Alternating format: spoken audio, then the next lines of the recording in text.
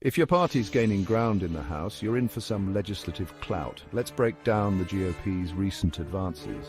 Republicans are poised to seize control of the U.S. House of Representatives, just a few seats shy of a majority. This follows their recent Senate victory, amplifying their legislative muscle. Currently, Republicans lead with 214 seats against the Democrats' 203. With a few races still undecided, historically the GOP has dominated the House for much of the past 3 decades. If they secure the presidency, House and Senate, a political trifecta, they will have the leverage to enact their policy priorities. These include significant changes to immigration, trade and healthcare. The potential power shift could profoundly impact U.S. policymaking in the coming years.